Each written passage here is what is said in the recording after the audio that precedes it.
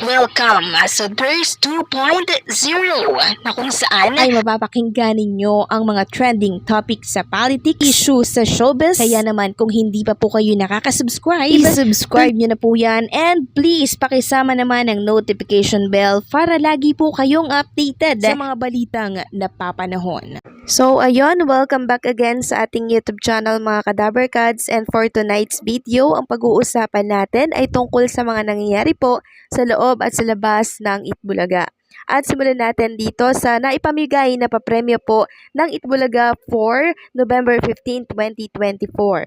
So total of 36,000 pesos po para naman sa therapy, 15,000 pesos para sa OBB Challenge, a total of 90,000 pesos para sa sugod bahay. Total of 75,000 pesos naman para sa Givi5, a total of 20,000 pesos para sa bawal judgmental ka ba. So overall, 236,000 pesos. So hindi po bumababa ng 200 itong papremyo na ipinapamigay po ng Itbulaga. So sa mga contestant kasi nakasalalay ang mga inilalabas na pera po ng Itbulaga. So kung gagalingan po ng contestant, mas malaki syempre yung ilalabas ng Itbulaga na papremyo. Samantalang ang pa-teaser naman po para po sa Christmas Station ID ng TV5 ay inilabas na po kanina. And bidang-bidang nga po doon ang ating mga Kadaver Kads, Tito Vic and Joey, andyan si Jose, Jowa Pau, si Kuya Ryan, si Alan Kay, andyan din si Amber, si Miles, si Karen, si Maine Mendoza, and si Raisa May Dison. Si Atasha Mulak naman inakita natin dito para po sa The First Family. So, napanood ko yung video na yon ng pa-teaser po para po sa Christmas Station ID ng TV5 and masasabi ko na mas maganda po ito kesa sa inilabas na Christmas Station ng Kapuso. And hindi lamang po ako ang nagsasabi niyan, maging ng iba pa na mga netizen. So pinaghandaan po talaga ng TV5 ang kanilang Christmas Station ID and bukod dyan, kasama din po ang mga kapamilya stars dito. No, kaya naman nagbigay ito ng extra ganda, 'di ba? Dito po sa Christmas Station ID nila.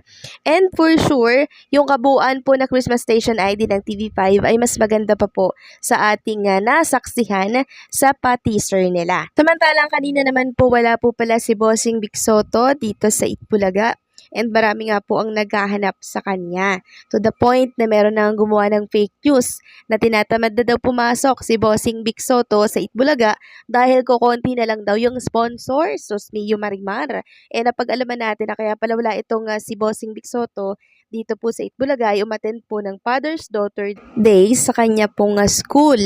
And sobrang nag-enjoy nga po doon si Bossing Vic Soto. Sumayaw po sila kasama po yung mga daddy ng mga kaklase niya po and meron din doong nakuha na video na kasama po si Tali nitong si Bossing Vic habang sumasayaw po si Bossing. Sobrang aliw and nag-enjoy si Bossing Vic ngayong araw dyan sa school ni Tali. Samantalang ang mga SQ naman po ay pinapatanggal na po ng isang Poncho Pilato dito na bashers na mga singing queens natin. Ito po yung pumuna kay SQ Jean na palagi daw may growl yung kanta nitong si SQ Jean.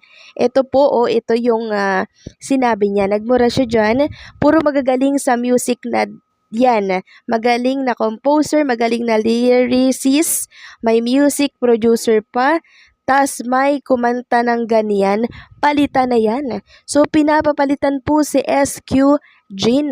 Grabe siyang makapagmando, di ba? Parang merong ambag sa buhay. So, yung mga ganitong comment, dapat hindi na po ito pinapatulan kasi napaka linaw naman ng gusto niyang mangyari. Ang mapansin po siya, ang pagtuunan siya ng pansin ng mga Kadaver Kads. So, wag na natin yung pansinin kasi alam natin na wala yung ambag sa buhay ng mga SQ natin. At as long as alam natin ang totoo, hindi na dapat yan talaga pinapansin eh.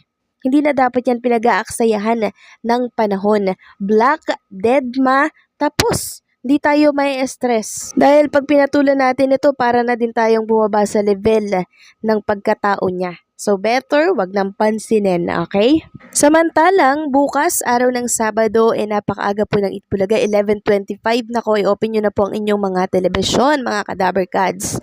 Dahil marami pong inihandang pasabog ng Itbulaga, every Saturday yan. And eto pa nga ang good news mga Kadaberkads. Magkakaroon na naman ng concert ang ating mga singing queens together with Ella May Sison. Yan po ang makaka-duet or concert ng mga singing queens. So for sure, pag-uusapan na naman po ang kanilang concert katulad ng naging concert nila nung nakaraang linggo with Aegis na talaga namang nagpakita po at nagpasabog ng kagalingan itong mga SQ natin, lalo na po si Samantha Rescal. Ganon din po itong binabash ng isang bashers dyan na walang iba kundi si SQ Jean. Napakahusay niya din pong kumanta and talagang nakikipagsabayan po siya. Kaya abangan natin ang concert na yan bukas. Singing Queens in Concert with Ella May Sison. Bukas yan mga Kadaberkads. Siguradong mayayanig na naman ang buong studio ng Eat Bulaga and trending na naman ito for sure sa lahat ng social media platform nationwide. Samantala, pag-usapan naman natin ang tungkol dito sa isang bilyonaryong sponsors po ng Eat Bulaga na kung saan di umano ay nagbayad po ng $1 million para lang makuha ang rights to broadcast the prelims po ng Miss Universe. So, pinagbayad po sila ng $1 million. Grabe din ano? Kasi alam po ng Miss Universe na ang mga Pilipino, ang Pilipinas, talaga namang tumututok po sa kaganapan si Miss Universe.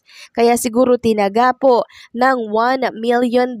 So, kung i-convert natin yan sa palitan ngayon, which is magkano na ba? 57 or 58?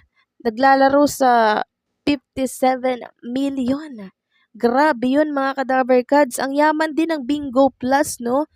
Kasi nakapaglabas sila ng ganito kalaking pera para lamang po sa prelims ng Miss Universe. So itong Bingo Plus din po ay ni-endorso din po yan ni Maine Mendoza. Hindi lamang po yan sponsors ng Itbulaga. Endorser din si Maine Mendoza. So ayan po, dito natin napatunayan na talaga namang bigatin ang mga sponsors ng Itbulaga na nagtitiwala po at patuloy na sumusuporta at nagmamahal dito sa Itbulaga at sa mga Dabarkads, lalo na po sa Tito Vic and Joey. Alam po kasi ng Bingo Plus ang kapasidad, ang ganda ng show ng Itbulaga, kaya tinatangkilik po nila ang programa ng Itbulaga. Dito sila nagtitiwala kasi ito pong programang ito ay makamasa at talaga namang ang layunin ay napakalinaw, ang tumulong at makapagbigay ng kasiyahan sa ating mga kababayan.